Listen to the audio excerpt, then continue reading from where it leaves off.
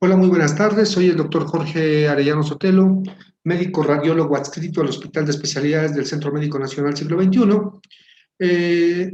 Les doy las gracias por participar y escucharnos en este primer congreso virtual que organiza la Sociedad Médica del Hospital de Especialidades. Muchas gracias al comité organizador y en esta participación vamos a hablar sobre el diversor de flujo cerebral y la experiencia en el Hospital de Especialidades. Muy bien, ¿qué es un diversor de flujo? El diversor de flujo o prótesis desviadora de flujo se colocó por primera vez el 16 de mayo del 2011 en la Universidad de UCLA en los Estados Unidos. Es una técnica endovascular con stent redireccionador de flujo y es útil en el tratamiento de aneurismas de anatomía compleja. ¿Cuál es el objetivo de esta prótesis? Es reconstruir el segmento vascular que alberga el aneurisma saccular o fusiforme. El dispositivo utilizado causa efectos hemodinámicos y biológicos, que esa es la forma de cómo funciona. Como el redireccionamiento del flujo que atraviesa el aneurisma y diverge el flujo sanguíneo del saco, reduciendo así la tensión sobre la pared del aneurisma, promoviendo la estasis y trombosis dentro del aneurisma. Esto es lo que hace redireccionar el flujo, condicionar estasis, y la estasis a su vez favorece la trombosis. Por otra parte, el flujo que diverge por el cuello del aneurisma provee el desarrollo de tejido endotelial y una neoíntima. La magnitud de este efecto es proporcional a la cantidad de superficie cubierta y por metal. Entonces, para endotelizar y formar una nueva neoíntima con este tipo de dispositivos, se ha visto que en seguimiento, algunos son de 6 meses y otros de 1 año. El seguimiento que tenemos en el hospital es hacer control angiográfico a los 6 meses después de la colocación y a los 12 meses. Y es bien importante esto porque una vez endotalizado difícilmente el dispositivo se va a migrar o va a formar trombos. Una de las partes importantes también es la antiagregación del paciente. Hay guías que recomiendan que sean doble antiagregante, puede ser Plavix y aspirina, o solamente Plavix y aspirina. En la experiencia, nosotros previo a la colocación del sistema, utilizamos Plavix, clopidogrel, 75 miligramos cada 24 horas, 4 días previos a la colocación, y así lo mantenemos el Plavix durante 1 año. La aspirina, si somos más estrictos, la iniciamos un día después de la colocación o en la tarde después de la colocación del dispositivo y la administramos solamente 100 miligramos durante 6 meses. 10 días antes de que cumplan 6 meses suspendemos aspirina y hacemos el control angiográfico. Y afortunadamente no hemos tenido ninguna complicación. El primer dispositivo que patentó esta tecnología fue Pipeline, en la actualidad distribuido por Medtronic. Era autoexpandible, flexible y estaba compuesto por un 25% de platino y tuxeno y el 75% de cobalto, hecho de 48 hilos interpuestos por un patrón establecido. Este fue el primer dispositivo con unas características de poca opacidad de pronto para los rayos X y también para las marcas distales. El cobalto hace que sea pues una cantidad de metal más pesado y favorezca la trombosis. Este contenido de cobalto y tuxteno es la diferencia entre un diversor de flujo, la cantidad de metal que tiene, a diferencia de un neurológico. Aquí son 48 hilos interpuestos, en el neurológico hay marcas que varían de 12, máximo 20 hilos interpuestos.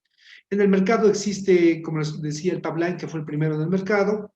El segundo fue el Silk y en la actualidad tenemos el dispositivo FRED. En los redireccionadores de flujo es raro obtener una oclusión completa al final del procedimiento, pero es frecuente observarla durante el seguimiento de 3, 6 meses y a 1 año, que es el protocolo que tenemos aquí en el hospital. Entonces, nosotros lo colocamos y si no tenemos una éstasis suficiente en el aneurisma, y esto depende mucho del tamaño, no significa que no esté bien colocado el dispositivo. El seguimiento es el que nos da la respuesta. Las características de los aneurismas, como debemos de recordar, es importante la localización del aneurisma, el tamaño y la forma. Y habitualmente la indicación son para aneurismas pues difíciles en cuanto a la cuestión quirúrgica, aneurismas múltiples o aneurismas inaccesibles porque se tenga que trabajar en el seno cavernoso. Las complicaciones que nos han pasado, puede fallar el dispositivo que al momento de liberarlo no se ancle como nosotros esperemos y se tenga que migrar y lo podemos recolocar. La trombosis por una mala antiagregación del paciente o por factores propios del paciente que favorezcan la trombosis, la mortalidad y la cefalea post-inserción de este tipo de dispositivos. Voy a hablarles del dispositivo que tenemos disponible aquí en el hospital, que es el FRED, y que es un dispositivo pues, que redirige el flujo vía endoluminal. La descripción de pues tiene un diseño de doble capa interna-externa. Como ya habíamos comentado en nitinol, vean las marcas proximales y las marcas distales. Esta es la porción externa del estén del entrelazado de los hilos, la porción interna del estén es como se visualiza. Vean las marcas distales, como les comentaba, o las marcas proximales, las marcas radiopacas, que habitualmente son 4 con esta distribución.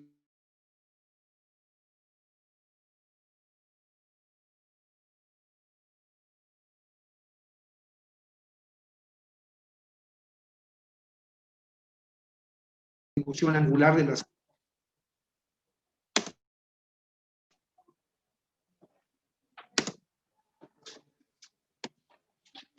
los marcadores radiopacos son de tantalio, eso es muy importante, aunque de pronto depende mucho de la marca de angiógrafo que tengamos, se hacen más radiopacas o menos radiopacas, es de acuerdo a la penetración de la fluoroscopía.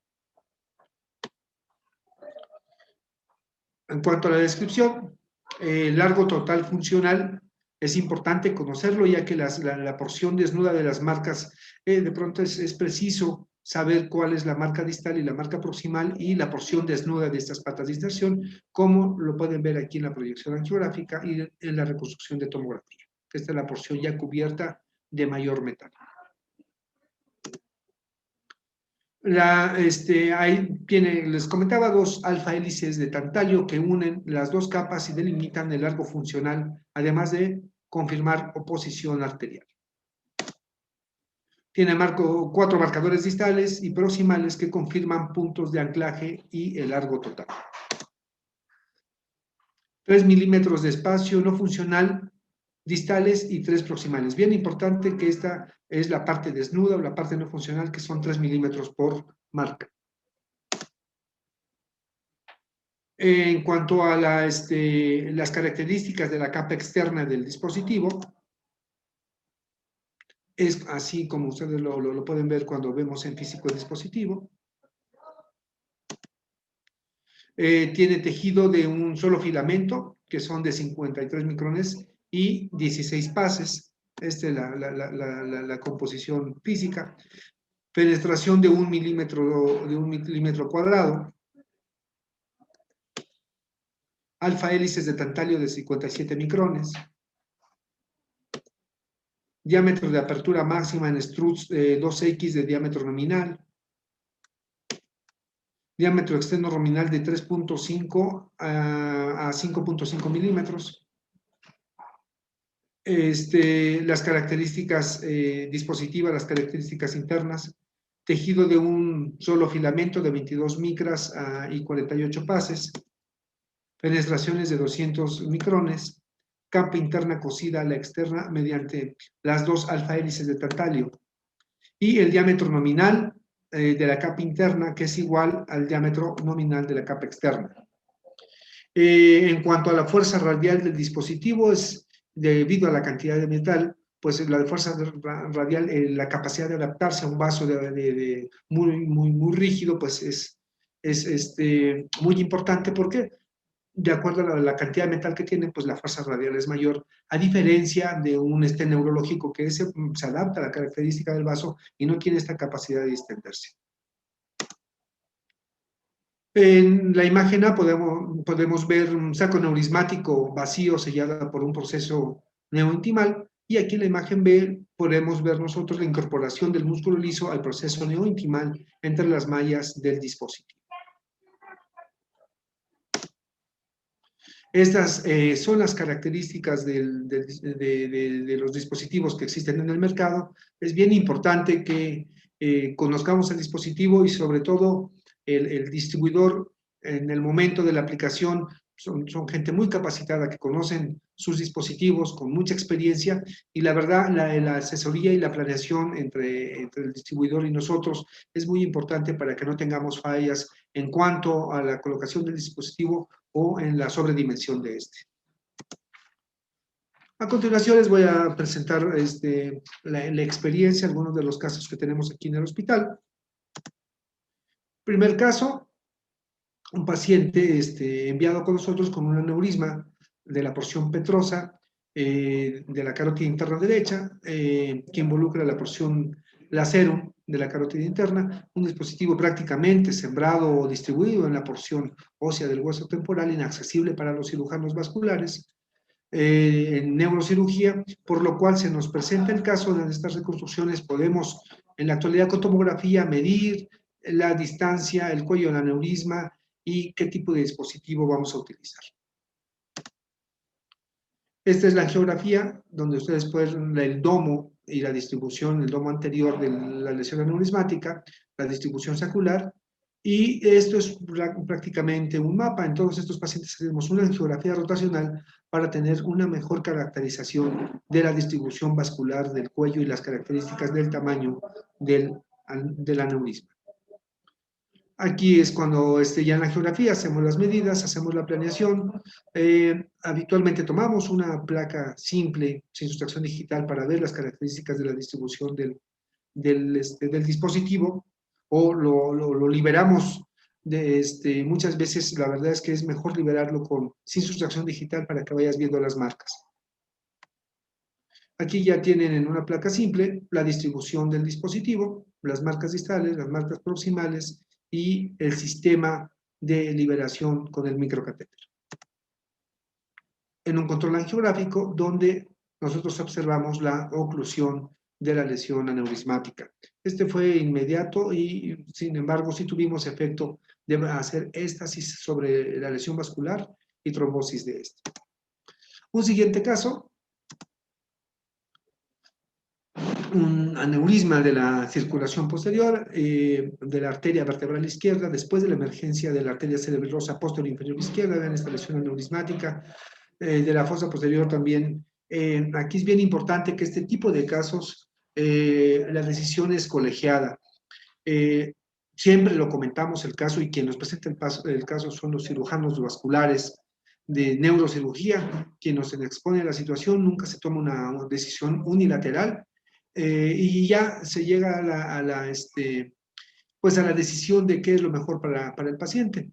La verdad, en las complicaciones tenemos un apoyo enorme del Departamento de Neurocirugía, el apoyo de los cirujanos vasculares, el doctor Miguel Abdo del Toro, el doctor Rabindranath García López, y el jefe de servicio, el doctor Blas López Félix, y todo el grupo de residentes.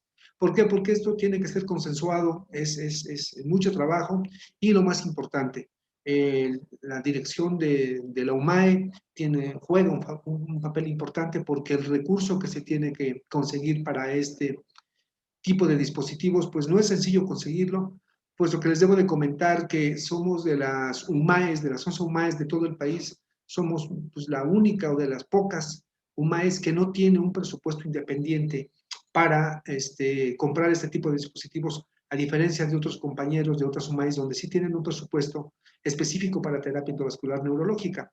Esto pues nos dificulta, más sin embargo, este tipo de dispositivos se pueden conseguir, la verdad, con cierta prontitud para el paciente cuando es una urgencia, y pues no tenemos ningún pero o ningún pretexto para no colocarlos. Después de este comentario, pues vemos la lesión aneurismática, medimos el saco, vemos el tipo de cuello, el cuello pequeño antes de la dilatación, En la angiografía ustedes pueden una proyección oblicua lateral después de la emergencia de la pica, de la cerebrosa posterior inferior del lado izquierdo, vemos la lesión aneurismática, hacemos la planeación, hacemos la medición y ya tomamos la decisión de qué dispositivo colocar.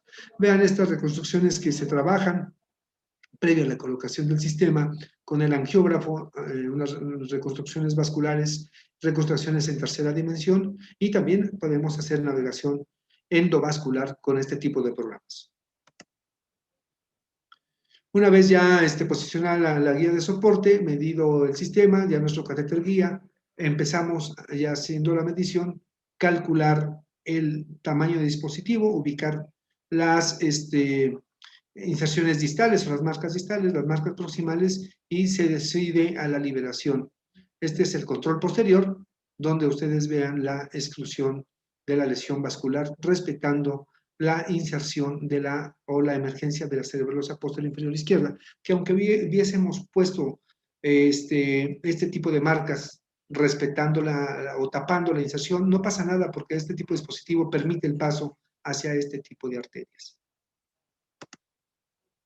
Este es el control posterior donde ustedes ven la exclusión del dispositivo, del aneurisma, perdón, con este dispositivo que es el diversor de flujo.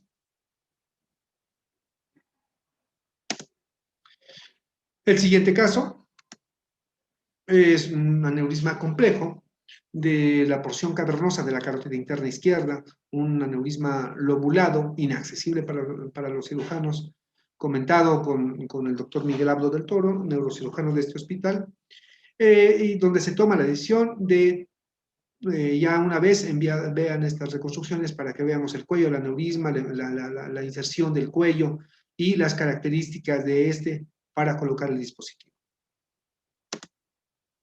Tenemos la angiografía inicial para hacer las mediciones que ya conocíamos. Vean la dilatación aneurismática, la canulación a través del catéter guía y posteriormente anclarnos la guía distal en la arteria cerebral media del lado izquierdo para poder ir liberando el dispositivo en forma gradual. Ese es un mecanismo de pullback para irlo liberando de distal a proximal. Así queda el dispositivo, una inserción técnicamente, la verdad, bien colocado, donde habíamos querido la marca, y vean cómo está el dispositivo, las hélices del dispositivo, hasta donde nosotros queremos dejar la marca distal.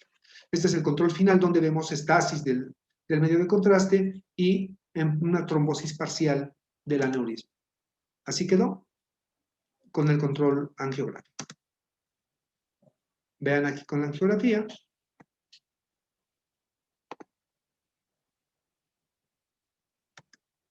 Y este es el siguiente caso. Es un aneurisma, los que hemos colocado aquí en el hospital, aneurismas del seno cavernoso o de la porción cavernosa de la carótida interna, un aneurisma también lobulado, y esta paciente había debutado con isquemia cerebral transitoria, y al parecer este era el sitio aborígeno, las reconstrucciones en 3D con la angiografía. Igual, lo mismo, ya durante el procedimiento angiográfico, la marca distal, la marca proximal del dispositivo, y estas son las situaciones.